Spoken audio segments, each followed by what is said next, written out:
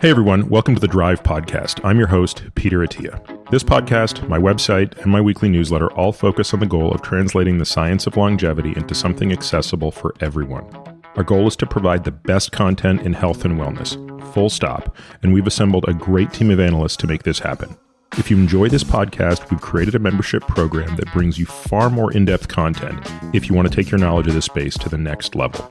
At the end of this episode, I'll explain what those benefits are, or if you want to learn more now, head over to peterattiamd.com/subscribe. Now, without further delay, here's today's episode. My guest this week is Dr. Tom Dayspring.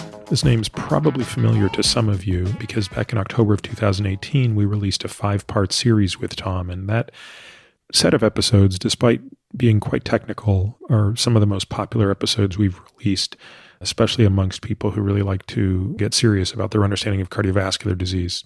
So we wanted to have Tom back basically to pick it up where we left off. And in this episode, we try to focus on things that have changed in the last couple of years. And that kind of loosely fell into 3 categories that we probe. The first is digging really deeper into the recognition of the importance of atherogenic lipoproteins. So kind of revisiting the idea of what apoB is, why it matters. And both Tom and I discuss a little bit about how our views have changed with respect to the use of apoB as a laboratory surrogate over LDL-P. And we get into all of the nuance around that with respect to VLDLs, triglycerides, Lp(a), et cetera. We also get into why HDL cholesterol is a far less relevant metric, at least why we believe that to be the case. We then pivot a little bit and talk about risk assessment. Basically, how do you understand these metrics? How do you use these metrics? This is a lot of the clinician type stuff here around apoB and triglyceride-rich lipoproteins. We, again, revisit the idea of Lp(a). And then finally, we bring it home with some discussion around therapies. And in particular, we talk about the continued evolution of the PCSK9s, the evolving data around omega-3 fatty acids, in particular, some of the controversy between EPA alone versus EPA and DHA. And obviously, we talk about the most recent addition to the lipid drug story, which is a drug called bempedoic acid, which has not been around very long. And probably many people are not going to be familiar with that, but Tom does a great job explaining that. Tom's a diplomat of both the American Board of Internal Medicine and the American Board of Clinical Lipidology. He practiced internal medicine in New Jersey for 37 years, the last 17 of which was devoted to consulting patients with lipid and cardiometabolic disorders. Between 2012 and 2019, he served as the chief scientific officer at 2 major cardiovascular biomarker laboratories. Since that time, he has been working with us in our practice, primarily on the research side of things, but also as a consultant advising on most of our cardiovascular cases. He's both a fellow of the American College of Physicians and the National Lipid Association, the NLA, and he's an associate editor at the Journal of Clinical Lipidology. He was also the recipient of the National Lipid Association 2011 President's Service Award.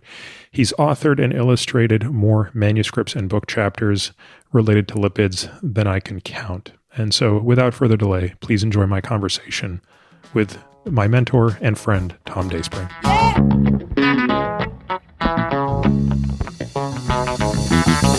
Hey, Tom. Thanks so much for making time to sit down again and talk about lipids. It's been almost 2 years since we sat down for what still remains the longest podcast I've ever done, nearly 8 hours, which I believe was divided into a 5-part series that is still a very popular podcast series. And don't take this the wrong way, but I'm kind of surprised at the popularity of that episode, given that I thought it was really geared only towards people that were really, really diehard lipid fanatics. But it's had broad enough appeal that I think we've agreed mutually that it makes sense to sit down again.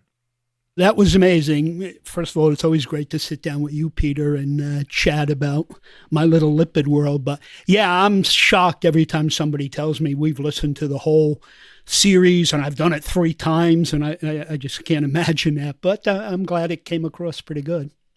You know, one of the things I wanted to do today, Tom, and I can promise you and all the listeners, we are not going to do this for another 8 hours today. But what I want to do today is sort of, I think, kind of pick up the mantle from where we were a couple of years ago and talk about what's different since then. I think the last 2 years has seen a number of things that are actually pretty exciting in the field of lipidology and the field of cardiovascular disease. Some of it's been at the really nuanced level scientifically. Others have been, frankly, at the broader level in terms of recognition of certain things that you've been talking about, and many others, people like Alan Snyderman, have been talking about. A lot of this stuff is very clinically relevant.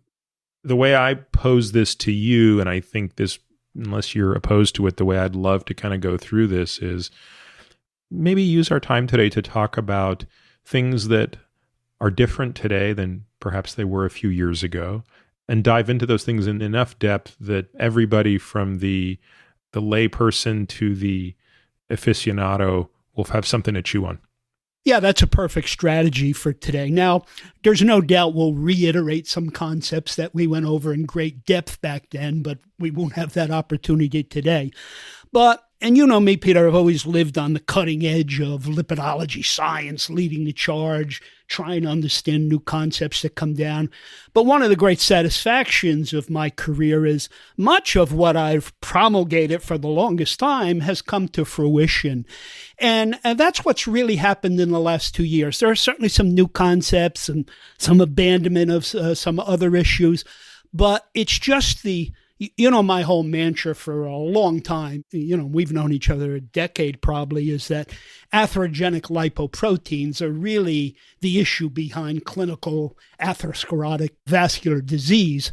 And although many of us have known it for a while, the data has just become so overwhelming that virtually all of the guidelines have signed on to that premise now, that atherogenesis is certainly a sterol-mediated disease, but sterols are trafficked within apoB containing lipoproteins, which provides the vehicle that transports them into the artery wall, where they can, in some, start a pathological process. So it's the recognition of atherogenic lipoproteins that is now in the guidelines. And, atherogenic lipoproteins are still diagnosed using various cholesterol metrics, but there are things beyond LDL cholesterol now that are in the guideline. And even apoB is certainly within every of the contemporary guidelines in the last 2 years. And that's, of course, the Alan Snyderman thing that he's been harping about for a long, long time. So it's atherogenic lipoproteins. Within that category, though, the things that are also emerging is what contributes to the atherogenicity of an apoB particle. Triglycerides has really taken center stage, how they affect lipoprotein concentration and quality or functionality, whatever adjective you want to ascribe to. It's the loss of the ability of at least the HDL cholesterol metric to be terribly informative to us. And it's the emerging significance, for a lot of reasons, of lipoprotein little a.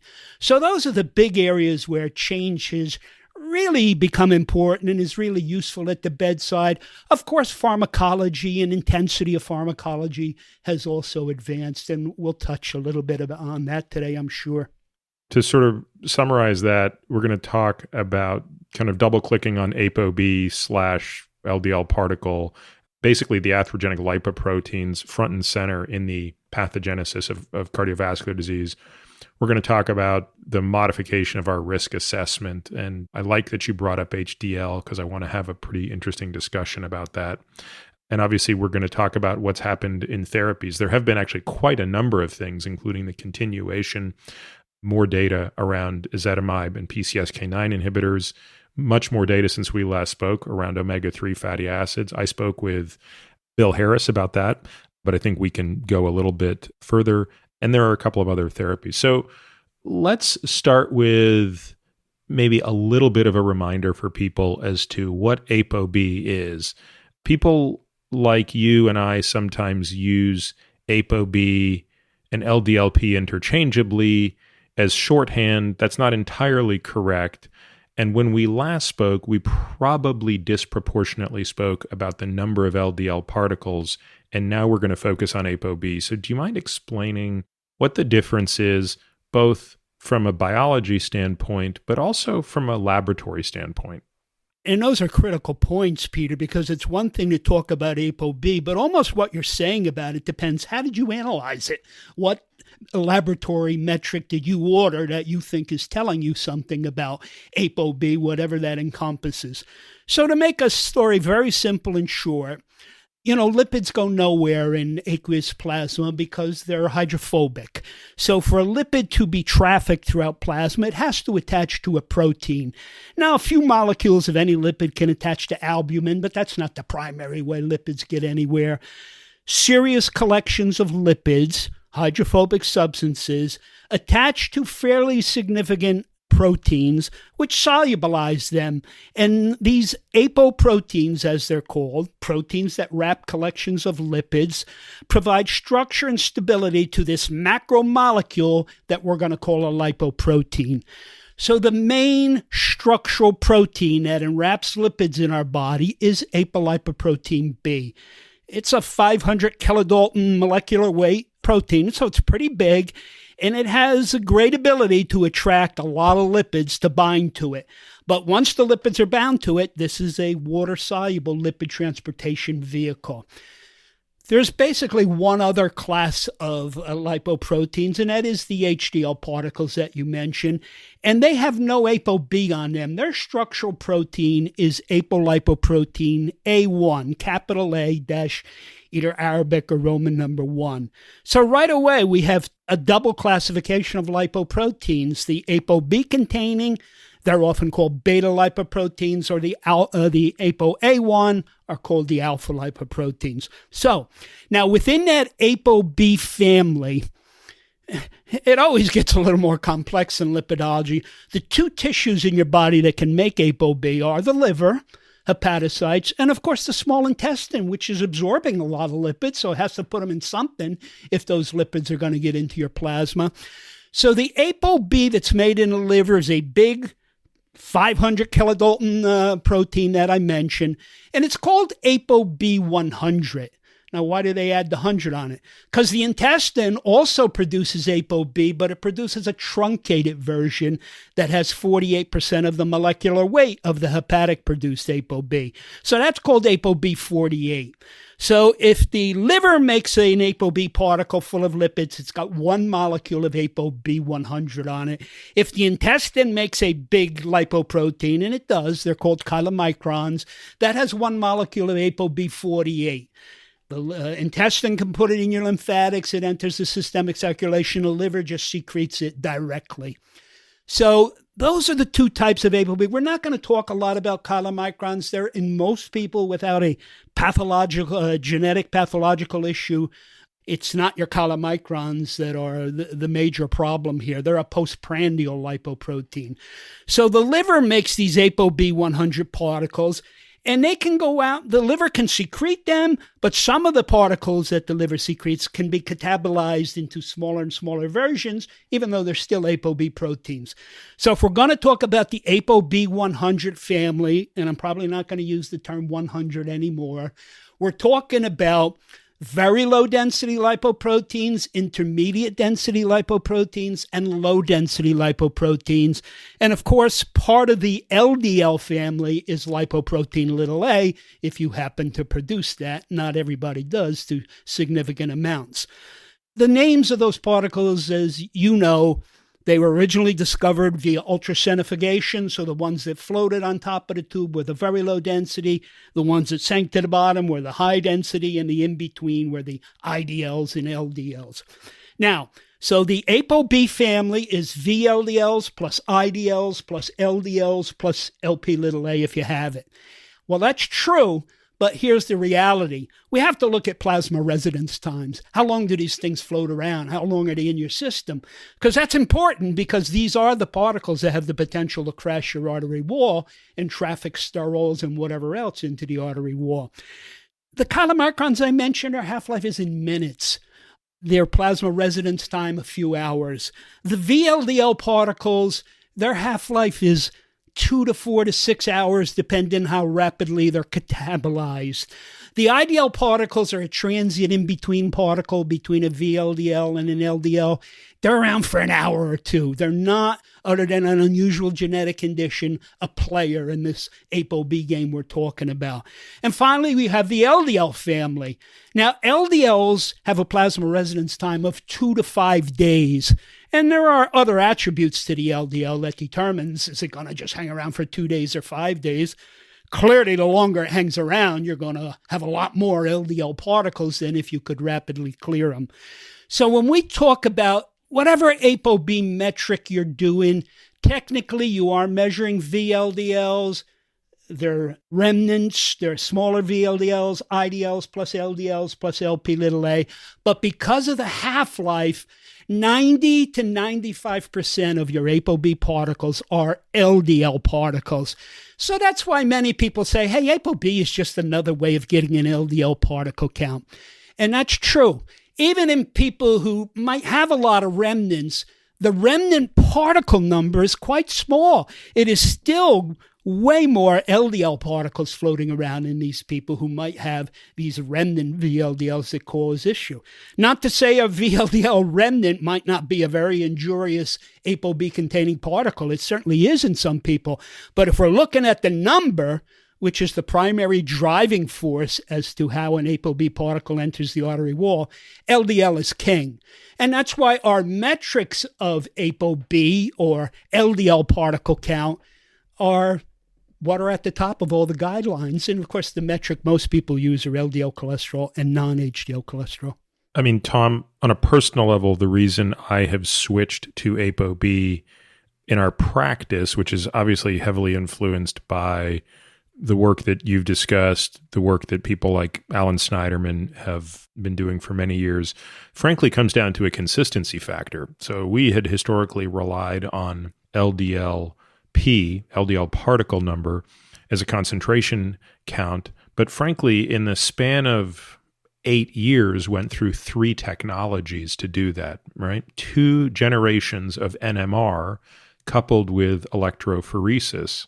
And while in the end we felt the electrophoresis provided the most accurate measurement, you always have a problem when you don't know what you're comparing it to. So if we have Gen 1 NMR, which is probably still being used by LabCorp and Quest today, that is probably quite inaccurate compared to Gen 2 NMR, but the percentiles, meaning the populations of people that were measured, are still what we use to understand where someone lies.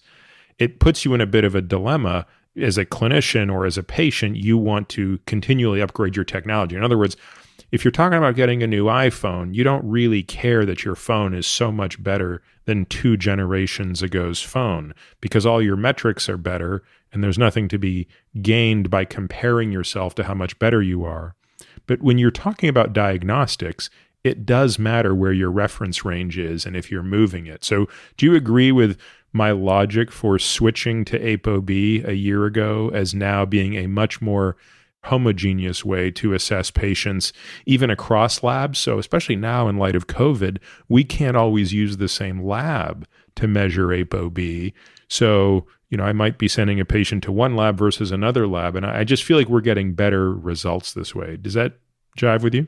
No, that makes total sense. And a real important take-home point for listeners is pick your favorite metric. Peter's right now is apoB, mine right now is apoB, and stick with it. Don't do apoB this time in an LDL particle count via NMR. Peter didn't even mention Quest has a particle number technique called ion mobility transfer that they're not comparable. All biomarkers you should consistently try and use. Of course, the same lab, not always possible, but the same assay. And the apoB immunoassay is pretty standard throughout the industry. It's not like everybody's got their own apoB assay. The NMR can vary widely. The other big reason to do that, consistency of results over time, is sooner or later, yourself, you're going to read the guideline, or maybe your patients are going to go, all the guidelines talk about apoB. There is no guideline telling you to do a NMR LDL-P or an ion mobility LDL-P. So it's another reason to just stick with the apoB.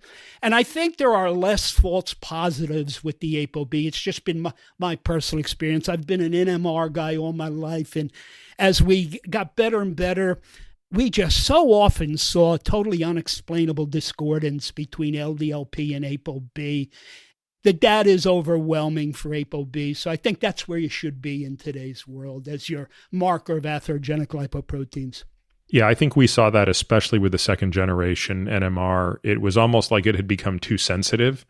We were seeing discordance that far exceeded what the Framingham or MESA data predicted the discordance should have been. And that's really actually what took us to the ion mobility assay. But again, I'm actually very, from a diagnostic and management standpoint, I'm actually quite comfortable with where we are. I think the final point I'd add to that, Tom, is just the economic one. Frankly, I think the cost of an apoB is, at least in Canada, and the only reason I know that is because Alan Snyderman is at McGill, and, he's been pounding this for a while. I mean, we're talking about a $3 or $4 test. So there is no excuse for any physician to say, we're not going to order your fancy apoB because it costs too much. I'm going to order the LDL cholesterol. I think that excuse has lost all of its water. It's so true. And Alan just published a beautiful paper where he's researched the costs of apoB assays. Because, even some of the people in the guidelines always, we can't say apoB, it's so expensive. That's an old excuse that is no longer applicable to 2020. So of all the technologies to quantitate atherogenic lipoproteins, apoB is the most affordable. And even, look, labs sometimes change crazy, but if you tell a lab you want to pay a cash price, it's really pretty cheap. Yeah.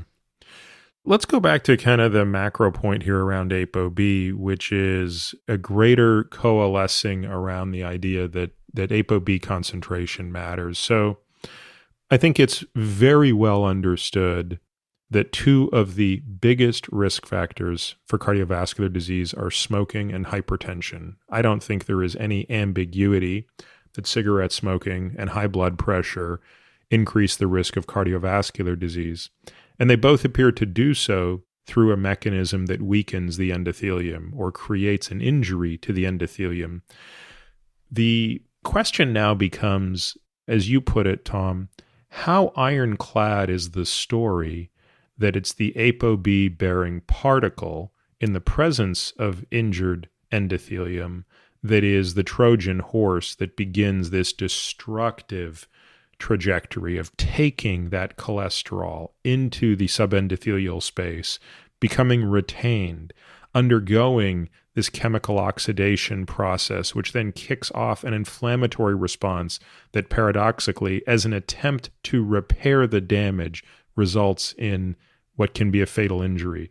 There are other hypotheses. For example, there are people who note, and I have a patient in our practice, Tom, you've weighed in on her case, walks around with a total cholesterol of 300 and something, an LDL cholesterol of 220 milligrams per deciliter, an apoB of 170 milligrams per deciliter.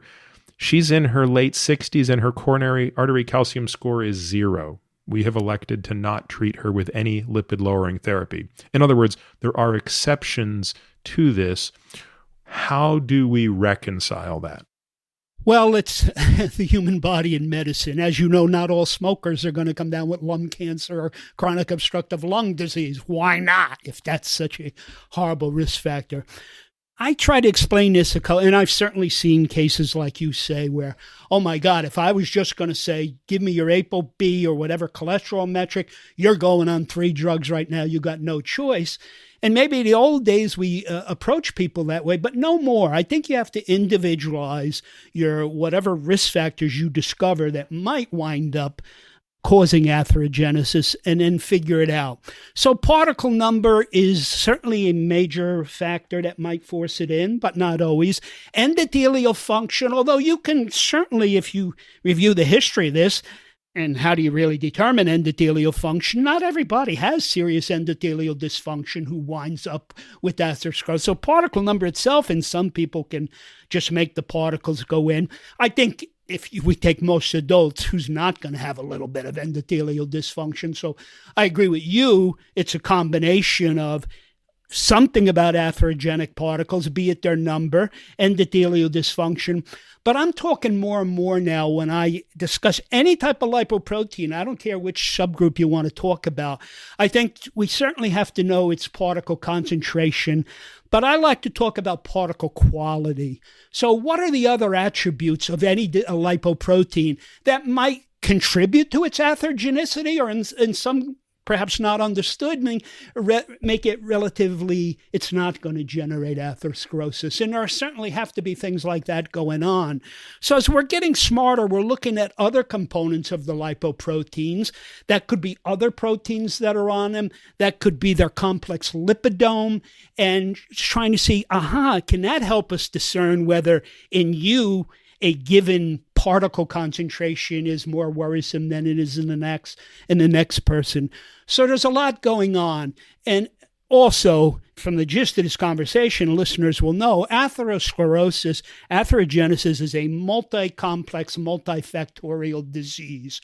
And that's why even when Peter and I, if we consult on a case and we realize in this person we have to beat up apoB and get their particle numbers to a more physiologic range, we don't stop once we do that. We examine in great detail for other things that might be injuring the endothelium or the arterial wall and see are any of those treatable or so. So we're getting a little bit smarter on lipoproteins, but there certainly is more to it than just particle number. Do we think that there's a limit to where the benefit of reduction becomes diminishing, or even J curves in the other direction? So we discussed it in the first episode significantly. We did so again with Ron Krauss. It wouldn't be, the worst idea in the world a couple of years from now to sit down and do it again and re-examine the data. But again, I think the causal relationship between apoB and atherosclerosis is as strong as virtually anything we see in medicine, for which you can't do the perfect experiment where you have to rely on natural experiments. Nevertheless, maybe it's not entirely clear what the dose response looks like. So if you have somebody whose apoB is 160 milligrams per deciliter, there's a risk reduction that comes to lowering it from 160 to 100 and lowering it from 100 to 80 and lowering it from 80 to 60. What do we know about the risk reduction in lowering it, say, from 60 to 40 to 20, and I ask both what we could infer pharmacologically and non-pharmacologically. In other words, from the Mendelian randomization versus the pharmacologic. Well, even using pharmacologic trials and Mendelian randomization, the concept you're going to come across with is lower is better. And with the pharmacologic thing, we're modulating things that either have clinical trial proof that if you lower them, it's good, or the Mendelian randomization, looking at genes where that drug might be doing something, it works. Now, you do need a few apoB-containing lipoproteins. They do traffic other lipids. They traffic fat-soluble lipoproteins. But we must never confuse A-beta lipoproteinemia, where nobody or that person can't make them, or hypo-beta lipoproteinemia, where they make a few, enough to traffic those other things that a lipoprotein might have to traffic. But even the guidelines where they examine people looking at their baseline apoB or LDL cholesterol, the first thing they suggest, at least in the higher risk people, is try and get a 50% reduction. And that's where most of the bang for the buck is going to be. Now, if you still have options that you can lower it further, the trials show, there is incremental reduction events, but it's a much smaller absolute risk reduction and dropping at the 50% or so. So I don't know if that answers your question. So most people don't have the type of levels where with modern therapeutics, with modern lifestyle, we can more often than not, attain physiologic concentrations. And if I want to talk about apoB, that's probably under 50 milligrams per deciliter if we can get there. That's what the newborns have. That's when you go in clinical trials. If you take it down that low, you see your most risk reduction. And so far, at least with pharmacologic lowering of apoB, with the currently FDA-approved drugs, there is no signal of harm. Yeah, again, it's funny because I was just about to say, with the current crop of drugs, specifically the PCSK9 inhibitors, we are routinely seeing patients who easily can get an apoB into the 20 to 40 milligram per deciliter range. You and I actually sat down a couple of months ago and did a calculation to estimate how much cholesterol is actually contained in the circulating lipoproteins versus that which is in cell membranes. Do you remember doing this with me? Not per se, but and where we're developing equations, you're the master of that. Well, it was one of these things, right? It was sort of like, look, when you look at a person's plasma glucose level, you realize pretty quickly it represents a tiny fraction of total body glucose. And similarly, there's such a concern about plasma cholesterol level, but, given how essential cholesterol is, it's understandable why people would be concerned that low cholesterol could be problematic. But once you do the calculation and realize virtually all of the cholesterol in the body is contained within the cell membrane or within the steroidal producing tissue, the circulating amount is a very narrow window into the total amount of cholesterol. And therefore, a reduction of, say, 60 milligrams per deciliter to 50 milligrams per deciliter of apoB, or even something more extreme like a full 50% reduction of total cholesterol, 200 milligrams per deciliter to 100 milligrams per deciliter, does not represent a significant reduction in total body cholesterol. This is a very important point. All right, let me repeat it. You have a total body cholesterol that you measure in the plasma that says, it's 200 milligrams per deciliter. That goes down to 100 milligrams per deciliter. Let's say the LDL fraction reduced from 150 to 75 or something. Someone might say, God, you just cut cholesterol in half. That can't be good for you, given the importance of cholesterol. But my point is, no, you simply cut the amount of cholesterol being carried by the lipoproteins in the plasma in half. That doesn't capture the majority of the cholesterol. Yes, thanks for refreshing my memory. What you're talking about now, it's really pools of cholesterol throughout the body. And I think I'm so glad you brought this up because this is just not even understood, even in the lipidology community. We have a total body cholesterol. There are basically three pools. There's your brain, and nothing we're talking about today has anything to do with brain cholesterol. It's a separate system. It doesn't interact with the other cells in your body or certainly with the cholesterol in your plasma. So if it's not in your brain, where is cholesterol in your body? Well, it's either in all your peripheral cells, perhaps some more than others, or it's circulating in your plasma. And if it's in the plasma, where is it? There's an itsy-weensy amount bound to albumin. There's more bound within all of the lipoproteins that are trafficking in your body, meaning your apoB and your apoA1 particles. But believe it or not, if I wanted to search down blood cholesterol for you, I would suck out your red blood cells and extract cholesterol from them. Red blood cells carry far, far more cholesterol than do all of your lipoproteins put together. And the other crucial point you made subtly, and I hope everybody understood you, the amount of cholesterol within your lipoproteins has no correlation with your cellular cholesterol or even your red blood cell cholesterol. So however you're modulating some LDL, total cholesterol, HDL cholesterol metric, that tells you nothing about what might you be doing to the cholesterol content of your cells. So don't have a panic attack if you're making LDL cholesterol 30, because I can assure you virtually every cell in your body, even if that's your plasma LDL cholesterol, has more than enough cholesterol because it can de novo synthesize it. It can put it in its cell membranes or other organelles that require cholesterol. If it's a steroidogenic tissue, it can produce a little more or perhaps delipidate some. So there's no cell that's being deprived of cholesterol in the periphery when you're modulating lipids through lifestyle or drugs.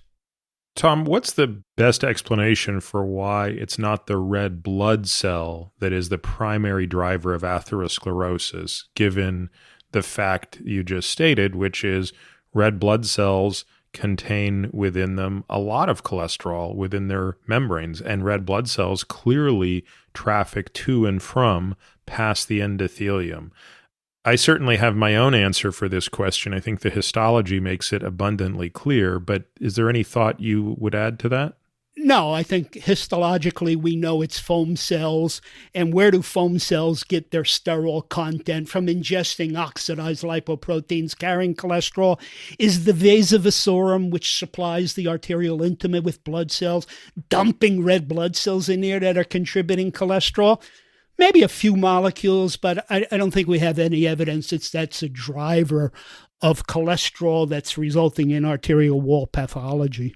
Yeah, this is one of those moments where sometimes a picture just serves 1,000 words, and maybe this will be one of the best. I mean, we're going to obviously accompany this podcast with a lot of figures and diagrams of yours, but what we're basically talking about is you have to differentiate from the vasa vasorum side, which is the non-luminal side of the vessel, where of course you have to have blood vessels to keep the artery itself alive, versus the luminal side where the endothelial lining is damaged by everything, including just daily life, but certainly high blood pressure, smoking, uric acid, high glucose, high insulin, shear forces, you name it. And that's what's allowing these lipoproteins in. But you're right, it's really this histologic examination that makes a very clear, unmistakable case that it's not the cholesterol in the membrane that's doing this. It's this trafficked cholesterol that ultimately becomes a foam cell through the macrophage's ingestion of the lipoprotein that is the insult. That's a pretty good tour de force on this topic. One more little caveat, Peter. With that vasa vasorum, as you know, as you have an evolving plaque, it gets bigger and bigger, and it becomes prone to erosion or rupture in the coagulation system. So there's nothing to say that even in a minuscule histologic rupture of a plaque, that the vasa vasorum can't be contributing some clotting factors or something else to that pathological process. It almost assuredly does. At some point, once you have damage, I would fully expect coagulation factors to be coming from both sides, the luminal side and the vasa vasorum side. It's an all-hands-on-deck war. And the uric acid too, probably, which can crystallize just like cholesterol. You touched on it in the outset, which is, what have the guidelines stated with respect to other lipoproteins? So if we take a step back and we went back to the early 1980s, right? In the early 1980s, when we were just beginning to talk about the subfractionation of cholesterol. So little history lesson for people, it's 1959-ish, early 1960s. Ansel Keys is clearly onto something, and he is identifying a relationship between serum cholesterol and coronary artery disease. He's correctly identifying a relationship. And at the time, they're doing very rudimentary assessments saying, hey, if you take the people who are in the top 10% of serum cholesterol and you compare them to the people in the bottom 10% of serum total cholesterol, there's a profound difference in atherosclerosis. Most people are familiar with how that history went and where it got taken off the rails a little bit by what might be the root cause of those things. But nevertheless, it was pretty clear into the 1960s and 70s that something about serum cholesterol mattered. Eventually, people began to, as you pointed out, Tom, begin to fractionate those things. So it wasn't just about total cholesterol. It became about different densities of those cholesterols. And these lipoproteins, some of them were lighter, some of them were heavier, and really light and heavy are the wrong words. They had different densities. But one that emerged pretty quickly as a contrast to the low-density lipoprotein was the high-density lipoprotein. And through all of the epidemiologic work that emerged in the late 70s and into the early 80s, and that also, by the way, continued into the 90s through the work of Jerry Reaven, as he was in the early stages of identifying what would be called metabolic syndrome, at the time called Syndrome X, it became clear that higher levels of cholesterol in the HDL particle, which unfortunately is erroneously often referred to as high good cholesterol, had a positive association, the opposite of what we have just been describing, which is high levels of cholesterol in the LDL particle. There's a lot less talk of that today, at least amongst the people who know what they're talking about. Unfortunately, there's still a lot of people who talk about that on social media. But why is it that we aren't sitting here in the guidelines talking about HDL cholesterol, the so-called, quote unquote, I hate to use this word, good cholesterol? And you know I'm in your corner on that one. Folks, there's one cholesterol molecule. I don't care whether it's in your cell, whether it's in any lipoprotein in your brain. If I drew you the structure of cholesterol, it's identical. So how dare we put an adjective on it like that's good and that's bad? How do you know? So you don't. So they're silly terms, but they sort of evolved for a good reason. And this is a wonderful historical journey that you really have to do to figure out, why did HDL have like such importance and now it's an afterthought? Although it's an afterthought, I must say virtually all of the current risk algorithms that are used to classify you as, are you at high, very high, moderate, or low risk, still use the metric HDL cholesterol to determine that, because the data is just 40, 50 years old. The problem with HDL cholesterol as a metric is all those studies that seem to suggest, hey, higher is better, lower is worse, were never adjusted for anything else. So, observational type data, aha, I found the answer. Here it is. You got blue eyes, and everybody with blue eyes gets this, that, or whatever. And of course, you never adjusted for, oh, wait a minute, everybody with the blue eyes has this lethal thing going on also. So in retrospect, it turns out that the overwhelming majority of people who might have low HDL cholesterol have a high apoB level, and that's what drives their atherosclerosis. So all guidelines, even though they might do your baseline risk using an apoB metric like total or LDL cholesterol, they'll use HDL cholesterol as trying to figure out the lipid component to your risk. They use smoking and blood pressure and other things Peter talked about also. When they get to goals of therapy, though, only because we have multiple trials now where for decades people have been trying this, that, and everything to raise HDL cholesterol, because if high is better than low, raising it has to be fantastic. And not a single trial has ever panned out that what you do to HDL cholesterol results in cardiovascular benefit. Let's pause there for one sec, Tom, and just make sure people understand that. There have been multiple trials using at least two, maybe more, technical approaches to raise that number that is unambiguously associated with better outcomes. Is that correct? No, there are no clinical trials that would support raising HDL. No. I'm sorry. There have been multiple clinical trials that have attempted to raise HDL cholesterol. That's true, yes. And it's more than two drugs. There are other drugs that... Yeah, I was saying more than two mechanisms of action. Correct. At least two that I can think of. There's probably three mechanisms of action that would all raise HDL cholesterol. But the point that you made that should not be lost on anyone is, at best, those trials have been neutral. As have the Mendelian randomization trials looking at genetic surrogates of HDL and cardiovascular outcomes. Yes. And at worst, those trials have been harmful. Yeah, there are plenty of people, and you know them, you've seen them in your practice. Certainly I have when I was practicing, with high HDL cholesterol who are full of plaque. And we do see people with low HDL cholesterol who, just like you said, you see some people with high LDL or total cholesterol don't have plaque. There are plenty of people with low HDL cholesterol who, my God, you don't seem to have much cardiovascular risk. So there has to be, if HDLs are important to the cardiovascular system, and I maintain they are, the metric HDL cholesterol is useless. Yeah. And this is really where I think I want to go with this. And there's so much we could say on this, but I think it's worth maybe even just explaining this very important point, right? Which is HDL cholesterol, the number that everybody sees when they look at their lipid panel, that if it's below 40 milligrams per deciliter is probably flagged as being too low. If it's above 70, your doctor gives you a high five. That is measuring the concentration of cholesterol within an HDL particle. Now, it doesn't tell you anything about the functionality of that particle. And this is where I think, I don't remember if it was Ron Krauss that said this, but someone said this to me and I've never forgotten it. It might have been Alan, actually. They said, this LDL biology stuff is trivial. All you got to do is lower it. It's the HDL biology that is really complicated. That's what the 21st century is going to be about. We don't have a clue what we're talking about with HDL.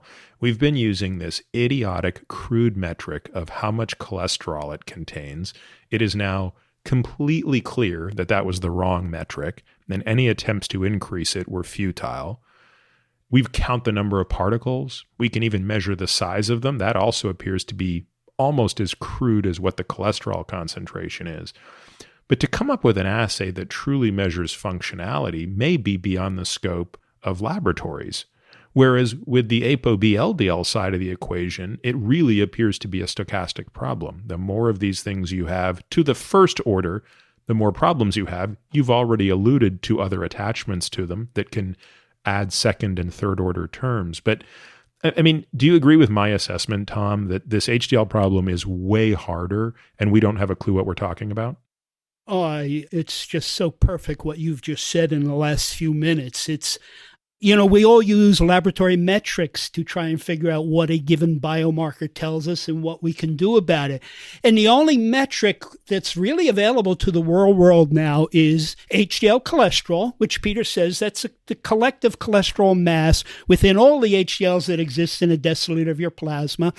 If you are doing ion mobility or NMRs, you can get an HDL particle count, but that, although it might be a tad better than HDL cholesterol telling you something, there's so many exceptions to that rule that it's not a useful bedside metric either.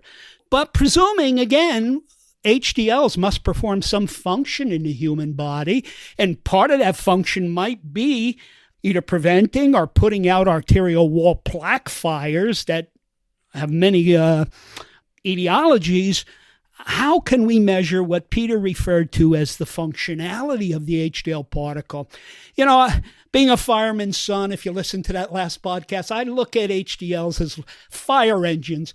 But I know any fire department has about 10 different types of different fire trucks, and they all supply something different that firefighters can use to extinguish a fire. Some might carry chemicals, some might carry ladders, axes, water. Some carry more firemen than others. So what type of fire truck do you need at a given scene? Well, it depends what the heck the scene is all about. So what do HDLs do? They certainly traffic some degree of cholesterol, which it turns out is probably just there for stoichiometric reasons, make it a spherical particle to which other things can attach. The other things that are in that HDL, remember, HDLs are tiny, so they don't carry a lot of cholesterol. Here's a stat that will astound a lot of people. If I took the average HDL particle, the average size HDL particle out of your plasma, how many molecules of cholesterol would be inside of it? About 45.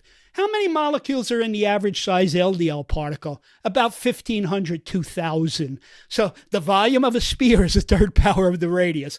What might influence even the cholesterol content of 45 cholesterol molecules within an HDL? Well, it's a spear. There's only so much can go in there. What if that HDL was carrying extra triglycerides for whatever reason? Well, it couldn't carry very many cholesterol molecules, so that would be a cholesterol-depleted HDL. What if that HDL, if I had 5 groups of HDL particles, same size, same cholesterol content, but they all had different phospholipids on their surface lipidome, or they all were trafficking different proteins. They all have apoA1, but what else are they carrying? And those proteins have a multitude of functions. Dan Rader years ago always told me, Tom, HDLs are part of the innate immune system. Wow. They're little fire engines. They're carrying God knows what that could go into wherever there's inflammation in your body, a swollen knee, any in-tissue injury or your arterial wall, and they could maybe help what's going on there because they're trafficking immunomodulatory functionality molecules, or they could go in because, oh my God, these are corrupt HDLs. They're carrying bad junk, which is further inflaming it. We have no way of measuring those now. I mean, researchers can do lipidome analysis of the phospholipids, the sphingolipids, the ceramides that are in HDLs. We can, they've identified over 150 different proteins that might be on an HDL. Now, they're not all on one given HDL, but some HDLs may have two of this protein, none of that. And you have different groups of HDLs. In my analysis, there are different types of fire engines carrying different things. Peter, in our lifetime, there will never be an affordable, reproducible, high throughput way of evaluating any of this. People are hanging their hats now on the ability of HDLs to efflux cholesterol from a cell. And hey, if an HDL can suck some sterols out of your foam cells, yeah, I'm kind of thinking that's pretty good. But it's probably a minuscule function of the 100 other functions that HDLs can do. So what if the HDL is pulling out some cholesterol, but it's dumping other crap in the process? So if we ever had an HDL function panel, it's going to be a dozen or more type tests, which we're not going to see because of nobody's going to pay for them. The research to be done to prove that these have relevance in a large clinical trial is just not going to be done. So that's the dilemma. There are such panels, right? I mean, I feel like I've seen a couple of commercial panels that attempt to subdivide the HDL particles even further. I've never personally been able to know what to do with such panels. And I, these days I don't even look at apoA1 anymore. I'm really focusing most of my efforts on VLDL cholesterol as a poor man's proxy for remnant, triglyceride basically as a strategy for how to lower apoB, LP(a), and then focusing just frankly much more on the metabolic stuff that we've talked about, the obviously glucose, insulin, homocysteine, uric acid, much more aggressive stance on blood pressure. But in some ways, my lipid world has become a little bit easier in light of this discussion we're having. It is because you've got the ability, based on analysis and understanding of things, to not order these silly hocus-pocus HDL panels that are being offered by people as a way to generate revenue. Now, look, I've been associated with labs all my life. I'm not at the present time. I don't work for any lab that does or doesn't do any of these tests you're talking about. But mostly those panels that you look at, they're reporting HDL size. They're reporting apoA1. Peter knows there can be from 1 to 5 molecules on apoA1 on your various HDL species. So you have just a few HDLs carrying a lot of apoA1, or do you have a ton of HDLs that carrying little apoA1? And that could be a misleading metric. People are looking at some of these phospholipids now. Some labs are offering ceramide levels or sphingosine levels. But again, you can find something that might support that. But then you have to weigh it against the apoB and the things that are almost beyond discussion. And you would realize this is contributing nothing to me. Why am I even ordering this? Am I trying to impress some patient that I can use big words and this means anything? So they're silly. I'm all for doing research on HDL functionality and looking into it so we all get a better comprehension of it. I'd love to have a test that tells us what I talk about, the flux of HDL particles, how do little eensy-weensy HDLs mature, fill up, then what do they do with that cholesterol, and are they catabolized, are they not catabolized, are your HDLs pulling cholesterol out of an artery wall and then sharing it with an LDL that might take it right back into the artery wall. So there's just so many phenomenal issues to get into with HDL. But right now, don't waste your money. You're going to get an HDL cholesterol. Everybody's going to be doing a lipid panel. Do not waste your money, time, or your brain energy on trying to figure out these HDL metrics. So let's, at that junction, pivot now to more of the risk assessment stuff. We have talked probably on at least 2 podcasts about Lp(a). You and I spoke about it during our marathon podcast. I think we had an AMA segment where Bob Kaplan asked me a lot of questions about Lp(a). It's still on my list of things to do. I'd love to have Sam Tamikis on the podcast. For people who don't know, Sam is certainly among close to the world's experts on Lp(a). And I think, frankly, a dedicated podcast on this topic is warranted, given that directionally 1 in 10 people listening to this podcast has an elevated Lp(a), and it represents, unless you correct me, Tom, I believe it would represent the single greatest genetic driver of atherosclerosis. So here we have this thing called Lp(a) that tragically most people don't know they have. I'll tell you a funny story.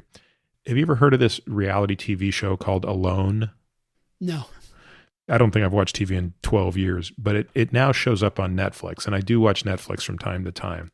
So a friend of mine mentioned to me the other day, he goes, you got to check out this show called Alone. It's right up your alley. They take these people who have remarkable survival skills and they throw them out in the world's worst environment, 10 of them, separately, of course.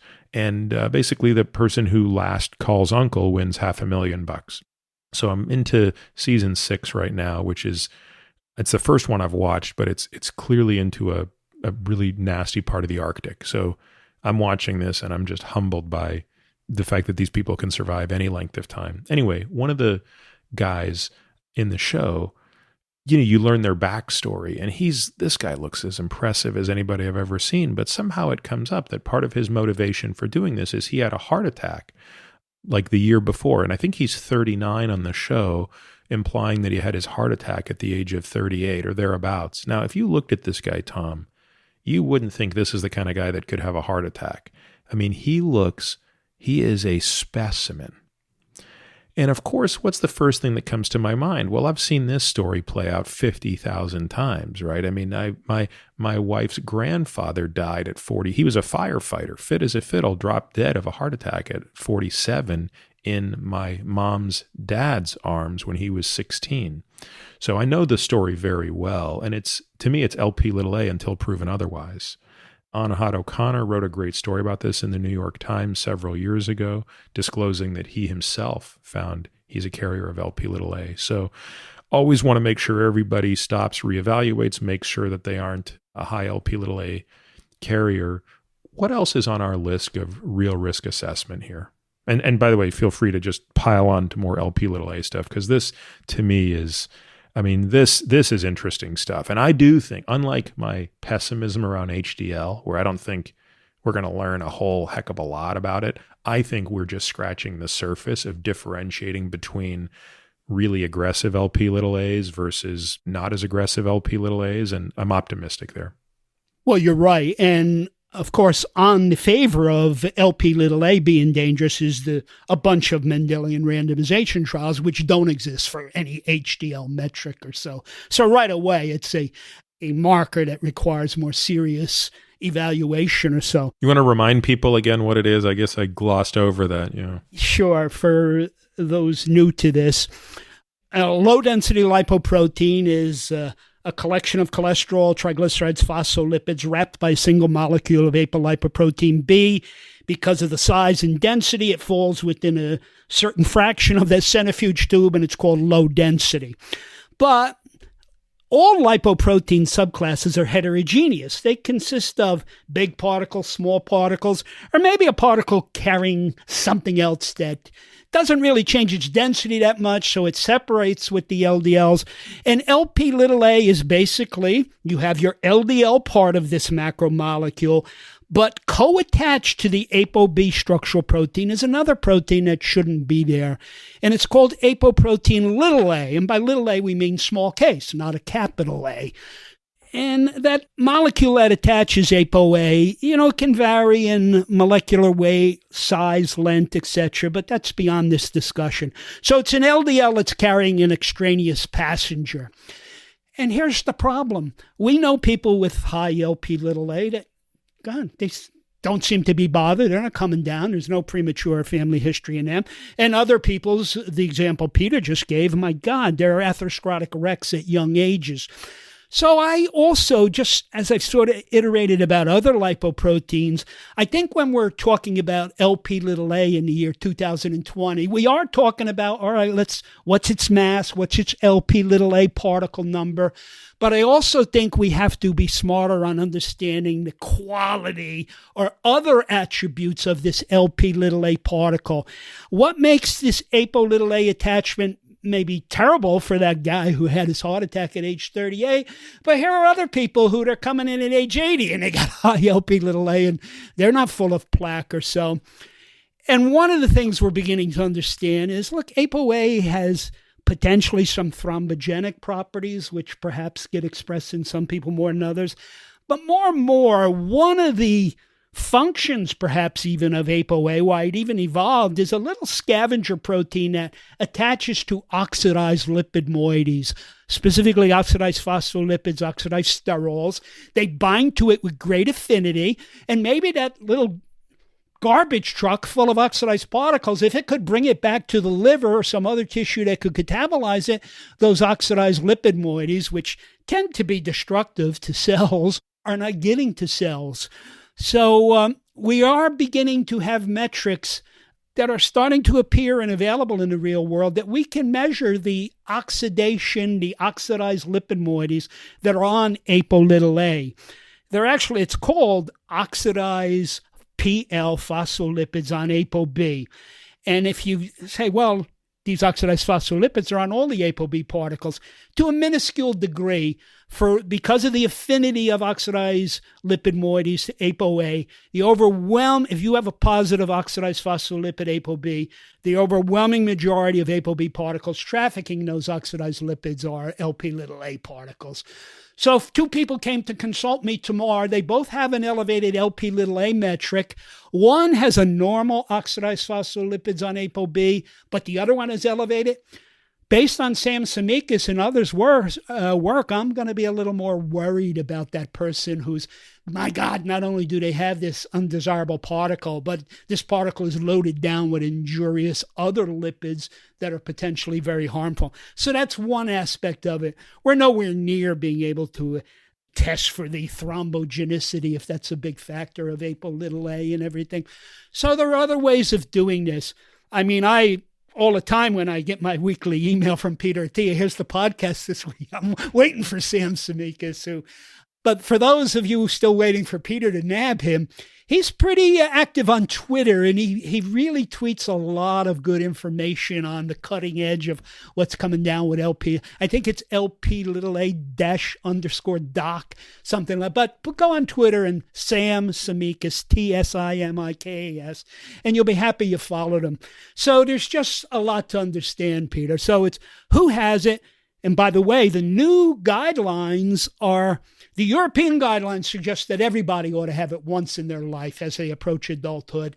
And you never need repeat it unless somehow you're trying to modulate it, or maybe you go through menopause where it can go up a little bit. But it's a genetically determined marker. You have it or you don't have it. If you don't have it at age 18, you're not going to have it at age 68.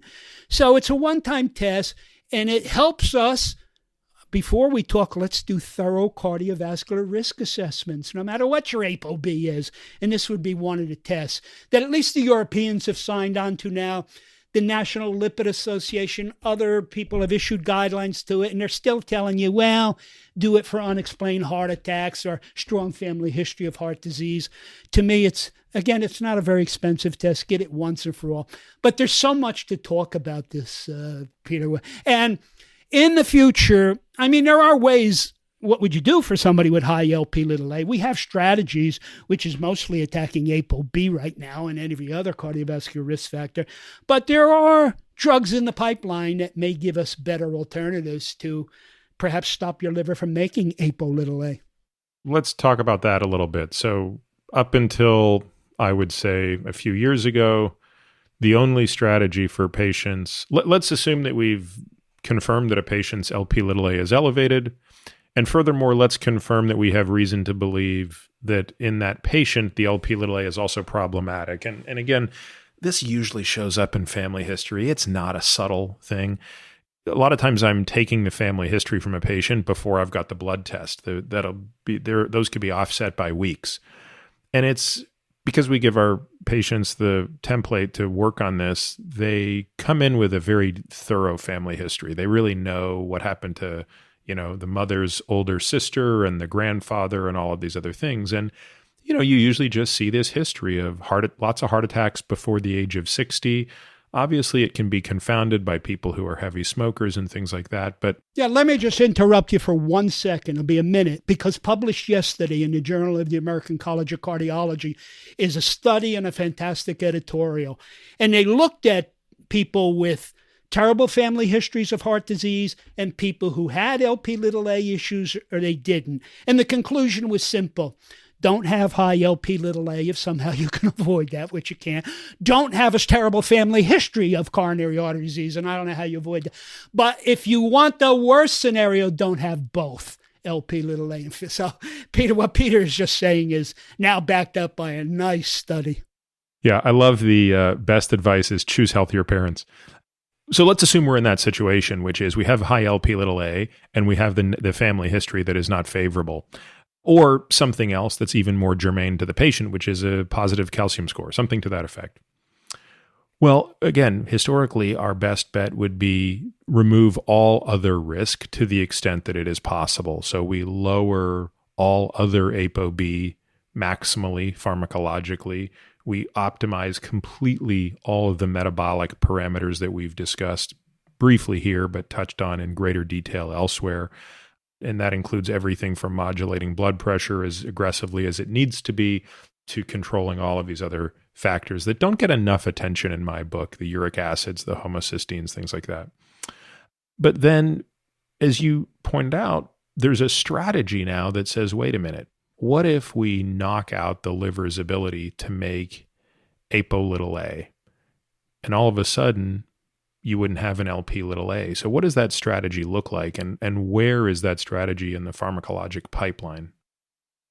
In pretty early trials. And of course, any cell, and we're talking about the liver here, if the liver is the primary site of production of apo little a, and it is, if we could mess with the genes through ASO therapy, we could probably stop a cell from making a given protein. If we can stop the liver from making apoprotein little a, if you don't have that, the liver can't secrete it, so it can attach to LDL particles, transforming them into LP little a particles. So that's almost like a no-brainer. The Mendelian randomization trial says don't have high apoA or LP little a, so let's just inhibit its synthesis, as we've done with other things that contribute to coronary artery disease, and that has to work. Yes, provided that protein doesn't screw, or that ASO treatment doesn't screw up something else or cause a downside to it. And that's why you ultimately have to do large clinical trials looking at not only event reduction, but safety. But those drugs are in early, and like anything else, the first generation of those antisense oligosaccharide drugs that came around, they've perfected them. So there's a second generation of them now that they've made even more hepatoselective so they can dose less of it and it goes right into the liver. But they're phase 1-2 trials. And Novartis, I believe, has now acquired the product that they're going to put it in a major, which has just started enrollment, a phase 3 trial on. But here's the problem. Peter knows the billions that probably have to be invested when you're developing a drug of that type of magnitude to reduce something. You're not going to do it on every Tom, Dick, and Harry who has a trivial LP little a. You want that first trial to work, because if it doesn't, that's it. The drug is dead. It'll never be tested in lesser risk people. So the only way you can get into this current apo little a synthesis modulator drug is you have to have had an atherosclerotic clinical event, a myocardial infarction, a stroke, blah, blah, blah, stents, and you have to have an astronomical, like upper quintile concentration of LP little a. Because Mendelian trials suggest if you're going to get benefit by lowering apo little a or LP little a, it has to be a pretty significant drop in it. So you're not going to take somebody with a trivial LP little a elevation and, if you tested 50,000 of them, maybe it would work. But so if they go through this first trial, and it'll probably take 3, 4, 5 years to show efficacy and safety, then they're going to have to maybe do some sub-trial analysis. And then is anybody even going to fund the primary prevention trial with this drug, with the cost that takes? I don't know. So even if you're somebody who's had a heart attack because of LP little a and you're waiting for this drug, you got 5-10 years to wait. And for primary prevention, go on to other ways that clinicians are attacking this problem right now, because you're not going to have anything. Why is it that statins, which are probably the most potent drug until 5 years ago to lower LDL, and by definition then lower apoB concentration, have virtually no effect on Lp(a). But this new class of drug that's been around for 5 years called PCSK9 inhibitors, while even more potent in lowering LDL, seem to also be able to lower Lp(a). I think there's two reasons there. And one, we've gotten enough trials now that seem to show, depending on your apoA makeup, do you produce the large, high molecular weight apoA or the smaller, low molecular weight apoA, which in epidemiologic trials seems to be way more associated with atherosclerosis, that if you're one who does produce the low molecular weight, short apoA, which means, because it's such a small protein to make, the liver can make a ton of it, secrete it. So they actually, even though their molecular weight of apoA is lower, they have much higher Lp(a) particle counts. If you have that isoformity, Lp(a), statins can induce the synthesis of that. Statins do not affect the synthesis of the larger apoA moiety. So in some people, Peter says statins do not much to Lp(a) concentrations, but there is a small component where statins will actually raise it a little bit. And people get scared. They go, well, I'm lowering LDL cholesterol, LDL particle counts a tad, but I'm raising Lp(a). Even Sam Samikas will tell you, don't worry about it. Lp(a), if you learn nothing else about our Lp(a) discussion, is a minority LDL particle. So even though if you have the small isoform of statin may be raising Lp(a) a tad, it's so blowing away the LDLs that don't have apoA attached to it that at the end of the day, you have less cardiovascular risk. And that little excursion in Lp(a) concentration is probably meaningless.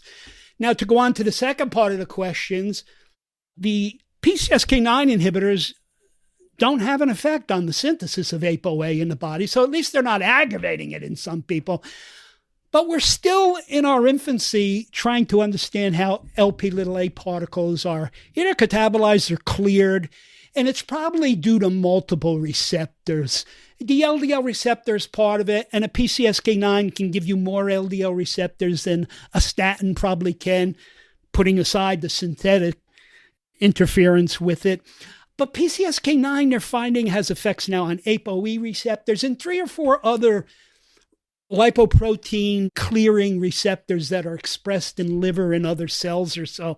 So, I mean, there's got to be better clearance of the particles with PCSK9 inhibitors than there is with LDL receptor expression with statins or statins plus whatever other apoB lowering drug you're going to add to it or so.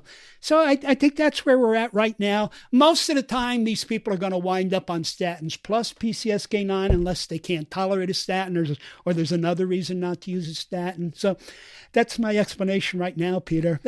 I think we touched on that a little bit in the last podcast, and we still don't have a lot of info on clearance of Lp(a) particles. And as you said, it's quite variable. I mean, we've seen patients where they're on a PCSK9 inhibitor for other reasons, and every time I put somebody on one, I recheck their Lp(a), just if for no other reason than to gather our own data on how much of an effect the drug, either Praluent or Repatha, is having on Lp(a). And the range is 0 to 60-70% reduction. I mean, that's literally how broad it is, with probably a median reduction of a third. Yeah, so 2 important points here. One, Lp(a) is not an acceptable goal of therapy because there wouldn't be trial data support, even though we all think that's probably going to be good. But I think most people, like Peter, when he prescribes it, sort of likes to at least see what happens to get his own information or so. But realize that's not what you're making a therapeutic decision on per se, is the Lp(a) concentration. So just keep that in mind when you're following up on these people. One last thing I want to circle in on you with that you and I spoke about a couple of years ago. It was an experimental metric that was being bandied about. In fact, I remember you guys ran it at THD on some of my serum, but I don't know that it ever saw the commercial light of day, which was, I think it was like LDL triglyceride concentration. Have those tests ever seen the light of day? I think if you look around enough, you might find a lab. It's a very easy assay. Denka makes it where you could get an LDL triglyceride level. And by the way, just another thought jumped into my brain on that. Lp(a), as I told you, there are other things that attach to even LDLs and HDLs that make them less clearable or more atherogenic. And a very recent study showed, believe it or not, there are Lp(a) particles that carry apoC3. You're not going to clear that particle if you make it. So the double whammy. Yeah, oh my God. But anyway, back to LDL triglycerides. People, I often tease them if you said, you know what, we're really cost effective. We're only going to allow you to have one lipid concentration on this person, nothing else. I would tell them, give me an LDL triglyceride level, certainly not an LDL cholesterol level. And remember, apoB is a lipoprotein metric, not a lipid metric. So that's what I would really take. But the triglyceride part of the core of any lipoprotein has a lot to do with plasma residence time of that particle, what else might be attached to that particle. Even I alluded to it a little bit in my brief HDL discussion before. Dan Rader calls them fat HDLs. What if your HDL particle is not carrying very many cholesterol molecules, it's carrying triglycerides? Well, he's shown, God, that was a decade ago, that those fat HDLs, meaning triglyceride enriched, are dysfunctional. They're carrying some of the bad stuff that HDLs carry that don't allow them to do their cardioprotective functions. So if triglycerides gets into an LDL, number one, what happens to an LDL that's floating around? And it might still be a big LDL because it's full of triglycerides, not cholesterol, but has a very great affinity for lipase enzymes that line our arteries or the surface of the liver. So hepatic lipase is a very potent triglyceridase phospholipase that is just like a fly trap looking for flies. It's looking for triglyceride-enriched HDLs. And if it binds to it, it will hydrolyze the triglycerides. So if I had an LDL full of triglycerides and I pulled the trigs out, what am I left with? Well, that's an LDL particle that's lost a lot of surface phospholipids as well as a lot of core triglycerides. I have the so-called small LDL or dense LDL. I try not to use both adjectives together because they're redundant. And we have plenty of evidence that, yeah, it's no good to have an increased total LDL particle count, but try not to have too many small LDL particles, because the evidence has certainly emerged that particle for particle, they're probably more atherogenic than the more buoyant, larger LDL particles for a variety of reasons. And the bigger non-triglyceride-rich LDL might be a better fit for an LDL receptor that's going to clear it. So LDL triglycerides, basically, if you told me it was high, I know you probably got a high LDL particle count, apoB. I know you have the small LDL particles. I know where those triglycerides probably came from, your VLDL triglyceride-rich particles, your chylomicron particles, and when they transfer their triglycerides to LDLs, they become remnant lipoproteins, which Peter has alluded to. And you can bet those same triglycerides are invading the HDL particles, contributing to HDL functionality. And last but not least, in the studies where they've looked at LDL triglyceride, many of the inflammatory markers are high because those particles set off the inflammasome in various endothelial cells and elsewhere.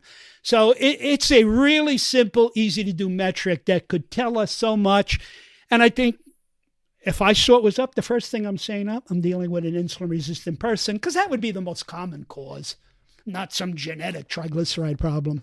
Right. And again, I think perhaps the reason why people aren't leaping up and down to bring this to market is, frankly, if you're looking at VLDL cholesterol and you're looking at all of the markers of insulin resistance, along with the lipoprotein markers we've discussed, I think you get the story. And look, taking a step back, let's play devil's advocate for a moment. I think that it's worth doing apoB over non-HDL cholesterol. There are some people who are so opposed to advanced lipid testing that they will argue, as long as you have non-HDL cholesterol, you don't even need to measure apoB because, of course, the non-HDL cholesterol is measuring the LDL cholesterol, but somewhat correcting for the additional VLDL by adding the VLDL cholesterol. What is your take on the idea of non-HDL cholesterol versus apoB, as they are somewhat proxies for the same problem? Well, I'm in the Snyderman School, and he's published on this extensively. I find it, all right, it probably gives you a little bit more information for the reasons you just described. Versus LDL cholesterol, yeah. Beyond LDL cholesterol. But as Snyderman has clearly shown in several studies, even though non-HDL cholesterol correlates with apoB a little bit better than does LDL cholesterol, there's still 20-30% of the population in our diabetics, insulin resistant, where they're discordant. And where there is discordance, even with non-HDL cholesterol and apoB, risk follows apoB. So why am I wasting my time with it? Look, it's all useful. It might help you pick what therapy you want to use. But at the end of the day, I see no need to follow your non-HDL cholesterol. I'm following apoB, because I'd be a fool if I told you I normalized your non-HDL cholesterol and I've eliminated your lipoprotein-mediated risk. Until you measure, you quantitate these particles, and if we ever go to quality tests, that's a silly thing to say to a patient. Yeah, exactly. We saved $3. Yeah. And we might spend a little time, or you're very good at explaining it. How do you determine VLDL cholesterol in your patients, Peter? You're not dividing triglycerides by 5, the old Friedewald formula. No. So we use a lab that is actually giving a VLDL cholesterol. And even if they didn't do that, we would still take total cholesterol and subtract from it LDL cholesterol and HDL cholesterol. Not perfect either, because in that situation, sometimes the LDL is calculated. But I always do a back of the envelope trig divided by 5. It's not close enough. No, that's true. And listen, you made a key point here, which maybe went over people's heads. You cannot do that calculation if you have a calculated LDL cholesterol. You must have a directly measured LDL cholesterol, because total cholesterol is LDL cholesterol, VLDL cholesterol, and HDL cholesterol. So if you subtract a directly measured HDL cholesterol, a directly measured HDL cholesterol, in effect, you have a directly measured VLDL cholesterol, which in our current world is about as close as you're going to get to an evaluation of remnants. I think in our last podcast, we talked why there are exceptions to that rule, and that's a more complex discussion. But please, you can't get VLDL cholesterol using the Friedewald calculated LDL cholesterol. All right, let's talk a little bit about therapies. Statins have been around forever. They still take up most of the air in the room. They are the workhorse of lipid-lowering therapy. Is there anything new and exciting to talk about? I would say that there's no new statin on the market today that wasn't there 2 years ago. Is the most recently introduced statin Livalo? Yeah, and that's probably 10 years ago introduced now. So what do you make of that, Tom? Why are we not seeing more statin innovation? Two things. I think third-party payers would never pay for a new branded statin. They're going to always insist you use the cheapest generic that's appropriate to the degree of LDL lowering that you need.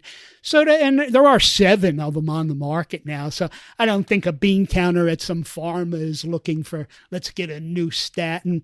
We're well aware of potential downsides to statin, things we have to look for, who tolerates them, who doesn't. I don't know that they're somehow going to invent a new statin that brings none of the potential downside of a statin to the equation. So they're looking at other therapies that will, now that we understand it's atherogenic lipoproteins, that will reduce that. And if your investment pays off, you'll have a branded product for X number of years, and you might get a little return on your investment. So I don't think we're going to see another statin right now. The biggest thing that's happened with statins and in the guideline, in the old days when we had nothing else to do and we didn't know a lot about all this lipoprotein stuff, is, hey, you got this most trivial elevation of some LDL metric, mostly LDL cholesterol, you're going on a statin. I want them in the drinking water. In the old days, oh, Tom, I just took a statin because they just reduce heart attacks. You and I know there is an event reduction, but there's plenty of residual risk, even if you're aggressively using a statin. So there always is more to the story.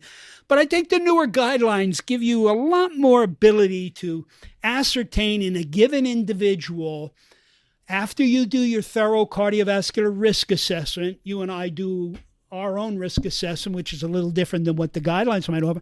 But then once a person crosses a certain threshold of atherosclerotic risk, then it becomes plausible to consider a statin. And there's more to it than per se the LDL cholesterol level. There's all those other factors that go into risk assessment. And there are other adjunctive diagnostics now. Earlier, we briefly alluded to coronary calcium scoring, Lp(a). They would be things that current guidelines says, geez, if you're hemming or hawing, should I give a statin, should I not? Or the patient, I don't want to take it. At least do a CAC, at least do an Lp(a). Look at the family history, as you mentioned. Look at the blood pressure, other concomitant risk factors, and factor that into, do I want to use a statin or other apoB lowering therapy? So that's the biggest change with statins. Nobody's saying, hey, they belong in the drinking water. You should carefully choose who you're advocating statin therapy to.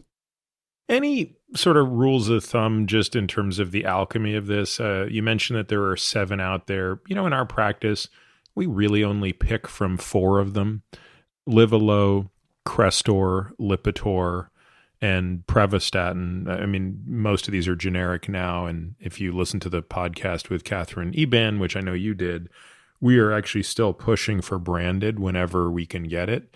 And if we're not getting a branded version of those, we cross-check with who the generic supplier is. And we've seen differences, right? We've seen that 2 versions of rosuvastatin can produce different outcomes. So our default position is that all generics are crap until proven otherwise. And that's why we use a tightly controlled list of meds. But I don't think I've ever prescribed simvastatin, for example. What's your take on some of the older statins versus the 4? I mean, the reason I think we look at Preva and Livalo is mostly for the sensitive patient, and then Crestor and Lipitor, rosuvastatin and atorvastatin being kind of the workhorse. Yeah, well, you're just too young, Peter, and old fogies like myself. Lovastatin or Mevacor was the first statin that came around. Simvastatin was next, and then Pravastatin, Pravachol came. So we have a lot of experience with those drugs. But as time went on, and pretty early on, there was a pretty rational thing that whatever the reason, Pravastatin is a safer statin to use than Simvastatin or Lovastatin. And it turns out that was mostly related to drug-drug interactions, where Pravastatin is pretty clean. Subsequent to that, the only statin that is even cleaner than Pravastatin on drug-drug interactions is the Livalo. So pitavastatin would be its generic name. So that's in today's polypharmacy world and we're not only even talking about prescription products, but the multitude of supplements or God knows what people wind up taking. We have no way to check on drug-drug interactions. So you're probably going to get into less trouble with pitavastatin or Pravastatin. Of course, along came rosuvastatin many years later after Pravastatin, and it shared some, at least pharmacokinetic attributes with the Pravastatin, in that it was a hydrophilic statin, kind of hepatoselective, but it was way more potent on a milligram basis than Pravastatin. So it became, and over that evolution of all those early statins, every 3 years we had lower and lower and lower LDL metric goals, which weren't there when we first started. So what used to be acceptable is no longer acceptable. So it was very easy to transform from the hydrophilic Pravastatin to the way more potent hydrophilic rosuvastatin. And that pretty much was my statin of choice thereafter, unless you had to putz around because of statin intolerance, where you would try some of those other things. Personally, once all this was known and once rosuvastatin hit the market, I don't think I ever prescribed another Lipitor dose again, unless, third-party payers are influences here. They sometimes tell people, you either take this one or here's what you're going to have to pay if you don't go on our formulary. So that can factor into its use. Now, Lipitor is a potent statin. Milligram per milligram, it's not as potent as rosuvastatin, but you can get whatever LDL reduction if you use a higher dose of Lipitor as you can with a somewhat lesser dose of rosuvastatin. So unless a third-party payer is telling me to use it, I'm probably not going to advocate lipidologist. Just there are more drug-drug interactions, and it is lipophilic. There's perhaps other issues at play. You and I have talked about statins' ability to get into the brain and everything, where lipophilic statins might have a little more bit propensity to do that than hydrophilic statins. So there are other issues at play that would influence where you're going. The other thing that, and I'm going to disagree, and I think it's the way you practice too, all of the guidelines right now say, okay, you've made a decision to use a statin. Pick the the most potent statins, that means you're on Lipitor or Crestor, and prescribe it at the maximum dose. Because the way these trials were designed, lower is better. They all very few trials where they took people with minuscule LDL cholesterol levels and threw statins at them. So they want you to get, hey, the clinical trial shows this statin at that dose works. Maybe there's pleiotropic effects that statin is doing too. So how do you know? You have to be evidence-based. I don't buy it. I think virtually all of the statin's contribution to atherosclerosis reduction is apoB reduction. And I think you've known me long enough that rather than maximizing a statin using the gorilla dose day one, I would prefer to start with a smaller dose, again, depending on your risk and your metrics. I mean, if you're coming off an acute coronary syndrome and your LDL metric is off the chart, okay, I'll start with a big one. But I'd rather take that baby statin, meaning a lower dose of a statin, and perhaps optimizing it with a second apoB lowering drug. And for the longest time, we had ezetimibe, which has since been proven in clinical trials to further reduce benefit, and also in Mendelian randomization trials looking at the Niemann-Pick protein. And now we have the new guy on the street, this bempedoic acid, which is a weaker cholesterol synthesis inhibitor affecting an early on cholesterol synthesis step. Also, that has Mendelian randomization support. And if you can't use a statin, or if you can use a statin, if you add this to the statin, or even the triple therapy, statin, ezetimibe, bempedoic acid, maybe you can avoid the expensive PCSK9 inhibitor.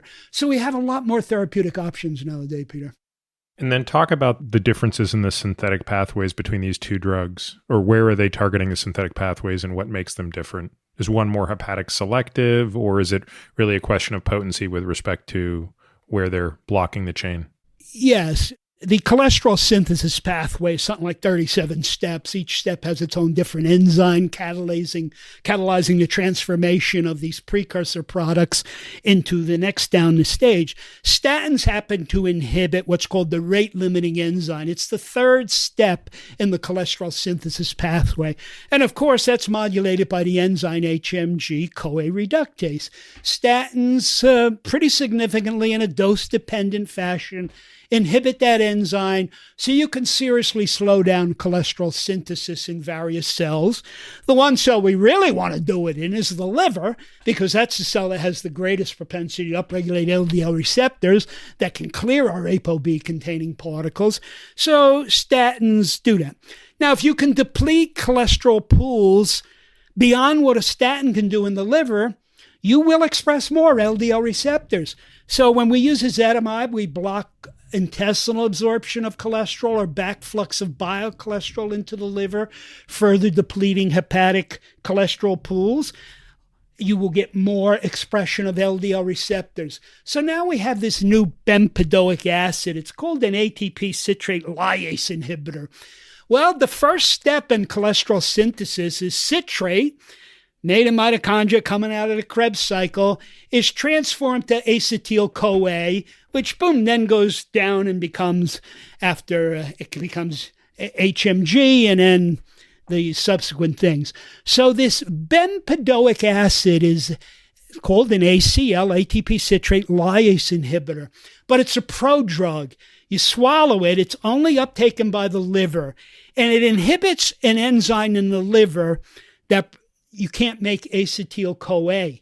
So, hey, the less acetyl-CoA you make, you're going to make less HMG, and then therefore you'll have less substrate for the statin to add onto. So collectively, you get additional apoB lowering. The cool thing is, because one of our biggest downsides to statin is people get these myopathic symptoms, be they weakness, muscle aches, or whatever, you know that. It's a big problem with statin therapy, probably more prevalent than what clinical trials would show us.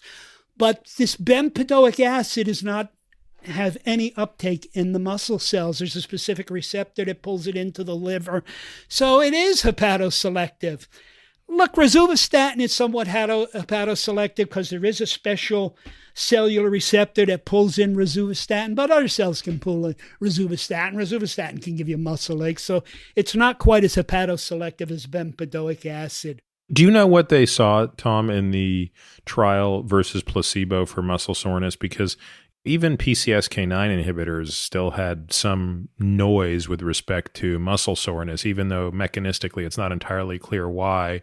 Whereas at least the statin, there's some explanation as to why someone could experience muscle soreness. I'm just kind of curious as to what the head-to-head. Yeah, no, they did look at that, and it's not zero. So there are still people who, but they've also shown studies that you can give a placebo, and people get muscle aches too. So, but it's, and they did comparative trials versus a statin versus a placebo, and there is definitely less with it or so, but it's not going to be zero. So it's worth a trial if you're really hung up. So I think right now it's use, and the FDA approved it. The FDA says, look, you got to go do a big outcome trial, which the company is doing, but Mendelian randomization suggests it would work. Before we ever had outcome trial with ezetimibe, Mendelian randomization data suggested that reducing cholesterol intestinal absorption would reduce cardiovascular events, and that turned out to be so. So, and all they had to do was a certain amount of phase 3 safety trial, and the FDA let it come on the market. And its use was, you can add it to a statin in people with familial hypercholesterolemia, who the statin probably is not going to get you to goal by itself. And you can combine it to that, or even very high-risk people where you didn't blow your LDL-C down to 70 or 50, whatever you're trying to do it. You need adjunctive LDL cholesterol apoB lowering. You can co-prescribe the bempedoic acid. And they also allow you to co-prescribe ezetimibe with it. In fact, the company that manufactures this, and the brand name is called Nexletol, they also have been given FDA approval because there are a lot of statin intolerant people out there, or people who need triple LDL lowering therapy, that we're going to give you a combo product, which is bempedoic acid plus ezetimibe. I guess it's priced a little cheaper. So rather than swallowing 2 pills, you could just take that combo pill. You could add it to a statin or not. And look, I think for the nightmares of the world, you could ultimately, if you had to, add PCSK9 inhibitor. At the end of the day, if you're good at individualizing your therapy, I think we have 4 apoB options nowadays, and you're going to go down a fairly standard path because not everybody can afford a PCSK9 inhibitor. Not everybody might be at the type of high-level risk that the FDA wants you to be at, or the third-party payer wants you to be at. But it's a fun time to be in the apoB world. We have a lot of therapies, and we're not even talking about addressing triglycerides, which there are therapies that do that might contribute to apoB lowering also. The statin works a lot by the hepatic upregulation of the LDL receptor. Do we think that's the case here as well, or do we think that this is more about the actual reduction of cholesterol synthesis? But remember, if you inhibit cholesterol synthesis, you're going to deplete hepatic pools of cholesterol, which will, through the sterol regulatory element binding protein, upregulate LDL receptor expression, perhaps some VLDL receptors or other things like that, apoE receptors. So at the end of the day, probably depleting hepatic cholesterol pools is what you have to do. Is still its primary driver. So really, at least on some level, bempedoic acid is attractive because it's more hepatic selective, even if it's less potent.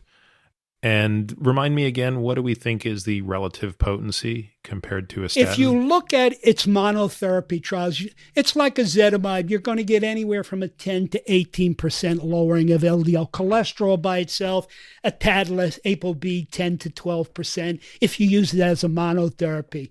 As you know, with ezetimibe, with statins, there's a wide range of responses. I think with all these drugs, there are hyper responders, middle of the road responders, and hypo responders. And I think that probably has a lot to do with how much synthesis of cholesterol, how much absorption of cholesterol, what type of LDL receptors do you make or express. So there's a lot of factors at play, but if you want a generalization, that's what it is. And now you alluded to it, but what do we think about in terms of what's changed in the last couple of years in terms of our thinking about EPA and DHA specifically? Well, two things, and it's been a long time, and nobody has respected triglycerides more than I have. Been lecturing about triglyceride-rich lipoproteins forever. And I knew, despite all the nonsense, that it doesn't matter what you do to trigs, you don't reduce events like you do with LDL cholesterol because of improperly designed trials and enrollment of people who basically didn't have triglyceride issues and giving them triglyceride-lowering drugs.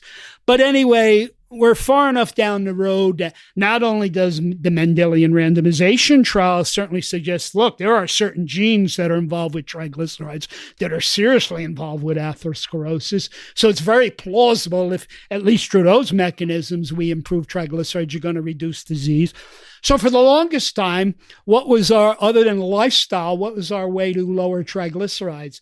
We had niacin around forever. We had the emerging fibric acid story, which progressed until the terribly improvised trials that were done to, let's see if fibrates work. They didn't give them to anybody who had high triglycerides. So, of course, the fibrate didn't work. But there's always been this, hey, omega-3s really are a potentially triglyceride-lowering drug, and maybe we should use them. Anybody who's known Bill Harris for the longest time, as I have, you have, yes, omega-3s, if you really want to get triglyceride lowering from an omega-3, you better be using serious doses of you don't give a gram, you don't give 2 grams if you want to get rid of triglycerides, or better yet, triglyceride-rich lipoproteins. If there are other attributes to omega-3s, we have no way of measuring that now. And there almost certainly are, because, omega-3s are a crucial part of cell membranes and cell signaling. But if we're just going to deal in our lipid world, and you want to have an omega-3 on board to help you combat triglyceride-rich lipoproteins, you want to have a maximum dose, which looks to be 4,000 milligrams a day. So this was the belief. Bill used to always, listen, don't tell me that you gave somebody 1,000 milligrams of omega-3 and you didn't reduce heart attacks. The odds are strong you could never reduce heart attacks with that drug, So now we got confused, because as we started to realize this, they started to do trials with, okay, let's give 4 grams of omega-3s, and let's really not make the fibrate mistake, put them in the drinking water. Let's enroll people into these trials who have high triglycerides. Many of those people also have concomitant low HDL cholesterol, but that necessarily doesn't have to be an entry criteria. But you better have a triglyceride level above a certain degree, or we're not going to waste our money giving omega-3s to people with triglycerides of 42. And lo and behold, the first trial that started to come down the pike was done in Japan. So, probably almost a decade ago, the Japan EPA trial.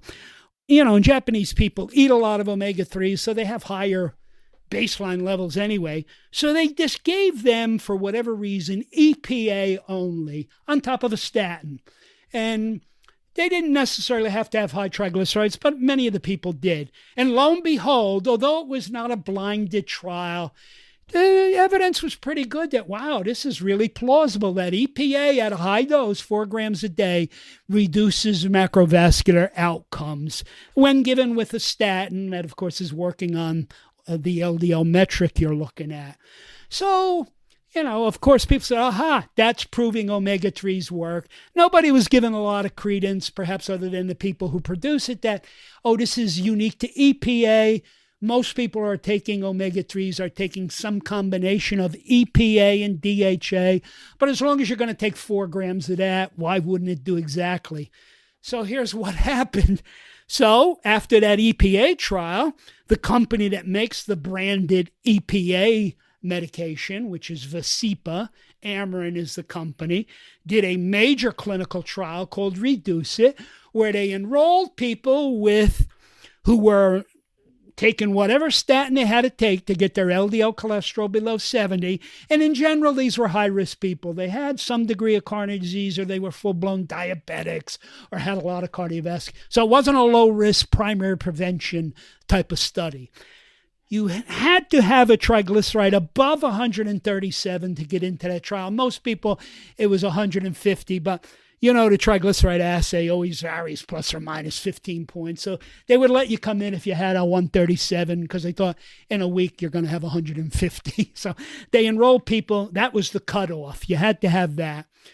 And lo and behold, and you were maximized on whatever statin it took to get your LDL-C under 100 at the time. Pretty good. And lo and behold, and we haven't come up with much in the world so far.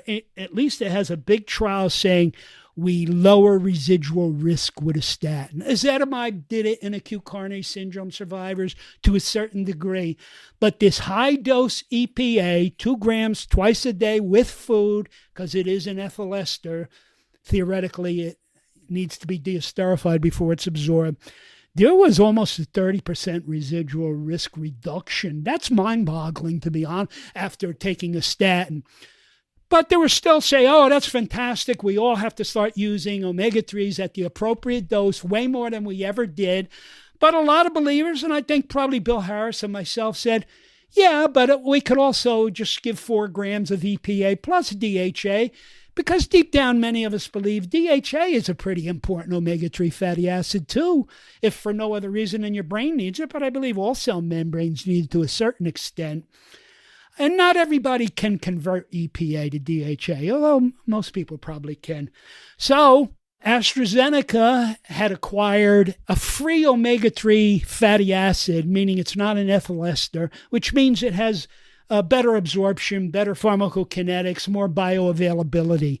And it was called Epanova, but it was EPA and DHA, but free EPA and free DHA. And they enrolled basically the same type of people, high triglycerides, maybe the HDL cholesterol is low, at-risk people. And 2 years into the study, the company just stopped the study. It's never been published, so we don't know. But the reason was its futility. We're not seeing a signal at 2 years that it's going to work. So we're not wasting any more money on this. Yeah, this was last November, right, Tom? Yeah. I got to tell you, this caught everybody off guard, didn't it? Because surely caught me. It was certainly announced that the study was being stopped.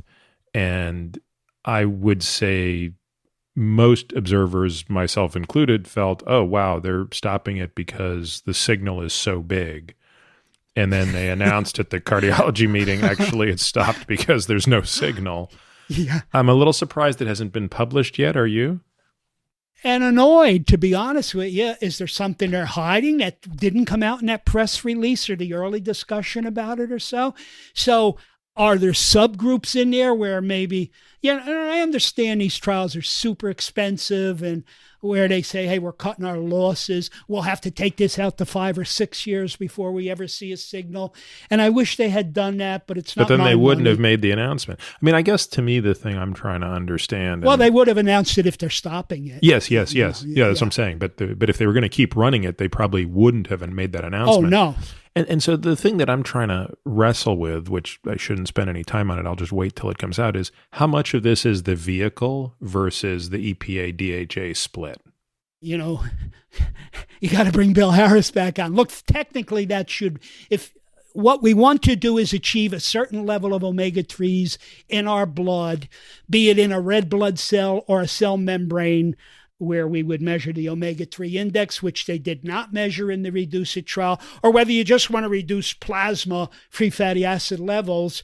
And by the way, that they did do in the REDUCE-IT trial, although it's not been published yet, it has been presented, that the efficacy of the EPA-only product highly depends on the level you did achieve with a serum. So again, to me, that supports going with 4 grams a day. Don't think you can get away with 2 grams a day, perhaps unless you're really checking the levels, but even that would be guesswork.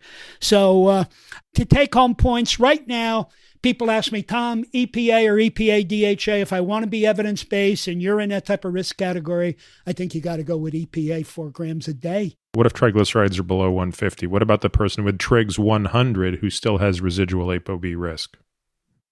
Yeah, it's an unanswerable question right now. I'm not afraid to keep using EPA, DHA. Whatever the magical mystery effects of EPA are, which is, are all theoretical at the given moment, and they're checking a lot of biomarkers to try and explain this, and it's all winding up in this massive inflammatory world that's maybe it's do something, or cell signaling world. Yes, but your brain needs some cell signaling from DHA too. So if I'm going to throw 4 grams of EPA at you, I, as you know, am a big advocate of doing the omega-3 index. So if I'm giving you 4 grams of EPA only, but your omega-3 index shows me you have adequate DHA in your system, I know some of that EPA is being converted, so I'm kind of happy. And I don't perhaps necessarily have to co-prescribe some degree of DHA with you. My worry would be, what about somebody who's taken the 4 grams of EPA and the omega-3 index shows you're still deficient in DHA? Then I think you got to scratch your brain and do what you want to do. And it might be, hey, let's start giving a little DHA. Yeah. But I can't buy into the concept that a little bit of DHA is negating EPA. Maybe that's true, and that's what the EPA purists will tell you. Well, hopefully we have some published data in the next 6 months that can at least give us a hint. I don't think this study had enough in common with Reduce It to answer that question, but I think it could potentially give us a clue. Yeah, and we're getting more and more data. They're doing additional trials with EPA, and they're doing more sub-trial analysis. They've even shown some angiographic data with, despite that great reduction in residual risk, if you actually look at plaque, it looks a lot better when you're taking 4 grams of EPA. So that's pretty encouraging of that type of study anyway. You know about predicting what a plaque image shows in event reduction, but it's good nonetheless. Anything else on the pharmacology side, Tom, that's really interesting to you, especially in the last couple of years? Because I like the way we've sort of at least tried to bring people up to speed on what the big changes have been. Listen, I still think fibrates are a widely underused drug. I think for the right person where you've, through whatever method you use, have identified triglyceride-rich lipoproteins, perhaps those where you clearly see insulin resistance, they're diabetics or their insulin levels are high, that's where the fibrate sub-trial analysis shows miraculous things, not only with macrovascular endpoints, but with microvascular endpoints, retina, peripheral nervous system, renal function. So even though you might screw up creatinine a little bit, you're actually improving eGFR because of overproduction of creatinine, which in that case is not reflective of eGFR. So I think there still is a group of patients right now where fibric acids, the purest fibric acid, which isn't a prodrug, is that phenofibric acid, still sold as trilipics. So I think if you have to use a fibric acid, if at all possible, that's the one to use. And the good news is there is a new fibrate, pemafibrate, that's being invested in clinical trials. It's called a SPARM, a selective PPAR alpha receptor modulator, that they're really high on. And there's big outcome trials going on with that yet. But nobody's going to be using that or thinking about it until those trials are stopped for good reasons, bad reasons, or published, of course, and get FDA approval. So I think there's still hope with the fibrates. Niacin is a dead drug. I know there's going to be a lot of people listening to this who, oh, no, it's not. It's out of every guideline. There's not a single guideline in the world that recommends. You can use anything you want if you're stuck between a rock and a hard place. And I certainly know there are Lp(a) advocates. If you bring Sam on, he will still selectively use niacin in certain cases. But few in the lipidology world still agree with that. Yeah, and back to your point on trilipics, we probably have 3 or 4 patients on it. And man, it's a world beater. I had one patient who was he looked like he had FH, and he looked like he also had, of course, a familial hypertriglyceridemia. You couldn't distinguish them. And even though you knew he was going to end up on both a statin and a fibrate at some point, I just out of curiosity wanted to see what apoB reduction we'd get starting with just the trilipics. So his trigs were about 400 to begin with. apoB was over 200. The trilipics took him from a triglyceride of 400 milligrams per deciliter to about 100, if my memory serves me correctly. And that took the apoB from wherever it was, high 100s, 200, down to, somewhere between 80 and 100.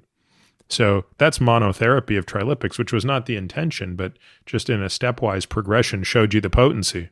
And unless you're dealing with a super humongous high risk and acute coronary, I don't think it's irrational to go down that route. There are plenty of people who you have to bat them over the head with whatever to convince them to use a statin. And maybe they'll say, well, I believe in triglycerides. You're giving me a triglyceride. I'll work with you. Well, let's see what the parameter.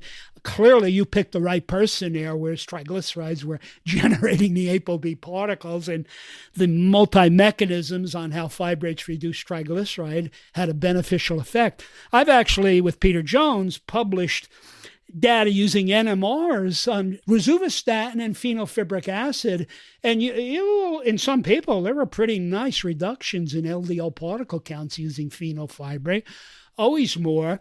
But when you looked at the particle analysis, when you were even combining phenylfibric acid with the with the statin, you got way more dramatic remnant reductions with the fibrate than you ever did with the statin. So another reason, and almost certainly that person with a trigger 400, there was some contribution from remnants in that person, you would think. So just don't forget fibrates. A tragedy to me are young lipidologists are not being taught about it. Few of them can give you a dissertation on fibrates and how they work and what is their trial history. God, there's 40 years of trial history that you can always garner a little bit from any trial. So I find that sad that it's not even being taught anymore, and people badmouthfully condemn it without knowing what they're talking about. I always feel lucky to have been trained by dinosaurs. Well, some of us have been around the block for a few times or so. But you know, us old dinosaurs, when we meet you young, brilliant guys, you keep us, if I want to still talk to this guy, I got to keep up with this stuff, because I know things I said 10, 15 years ago are silly now, because you got to keep learning. You know that. Guys like you are really good for me, that I just can't rest on my laurels. Tom, this has been a lot of fun. We were supposed to do this last week and we had some technical difficulties, so we postponed till this week, and I'm glad we did, because it was worth being able to do it and actually be able to look at each other through a screen as opposed to just have to do it by phone. And so I want to thank you, obviously, for your continued insight. You make a great difference in our practice. I guess I should fully disclose to people, you are now basically full-time inside Atia Medical as a practice. You're on the backside of things doing mostly research, but we drag you into at least a third of our patient calls, and we always consult with you on all of our cardiovascular cases. So I hope you're also enjoying being back to clinical medicine somewhat, even though it's at a much lower volume. We certainly enjoy having you. It's been such a wonderful part of, if this is the finish of my career, still being able to do this. And you know, although I know a lot of this lipid stuff, the basic science, I've always been what Mike Davis calls a clinical lipidologist. None of this lipid stuff is meaningful if you can't use it at the bedside and make individualized things. So I'm just thrilled to be able to contribute to you. And I think one day, as you know, I'm trying to write and generate and put more and more of this into writing, and that will become available to your followers and subscribers. And so folks, stay tuned for that. And I will say, maybe it's another podcast and there are probably better people than me to talk to, but the one thing we didn't get into today is the emerging genetic world, genetic analysis of lipoproteins, and specifically the genetic lipidoses, FH, who needs that type of testing, who doesn't, whatever you discover, what can you do for it? It's another whole serious podcast. So other than that, thank you for everything, Peter. Meeting you a long time ago in Reno, Nevada was a big day in my life. Oh, mine too, Tom. Thanks so much. Thank you for listening to this week's episode of The Drive. If you're interested in diving deeper into any topics we discuss, we've created a membership program that allows us to bring you more in-depth, exclusive content without relying on paid ads. It's our goal to ensure members get back much more than the price of the subscription. Now, to that end, membership benefits include a bunch of things. 1, totally kick-ass comprehensive podcast show notes that detail every topic, paper, person, thing we discuss on each episode. The word on the street is nobody's show notes rival these. Monthly AMA episodes or Ask Me Anything episodes, hearing these episodes completely. Access to our private podcast feed that allows you to hear everything without having to listen to spiels like this. The Qualies, which are a super short podcast that we release every Tuesday through Friday, highlighting the best questions, topics, and tactics discussed on previous episodes of The Drive. This is a great way to catch up on previous episodes without having to go back and necessarily listen to everyone. Steep discounts on products that I believe in, but for which I'm not getting paid to endorse, and a whole bunch of other benefits that we continue to trickle in as time goes on. If you want to learn more and access these member-only benefits, you can head over to peterattiamd.com/subscribe. You can find me on Twitter, Instagram, and Facebook, all with the ID Peter Attia MD. You can also leave us a review on Apple Podcasts or whatever podcast player you listen on. This podcast is for general informational purposes only and does not constitute the practice of medicine, nursing, or other professional healthcare services, including the giving of medical advice. No doctor-patient relationship is formed. The use of this information and the materials linked to this podcast is at the user's own risk. The content on this podcast is not intended to be a substitute for professional medical advice, diagnosis, or treatment. Users should not disregard or delay in obtaining medical advice from any medical condition they have, and they should seek the assistance of their healthcare professionals for any such conditions. Finally, I take conflicts of interest very seriously. For all of my disclosures and the companies I invest in or advise, please visit peterattiamd.com/about, where I keep an up-to-date and active list of such companies.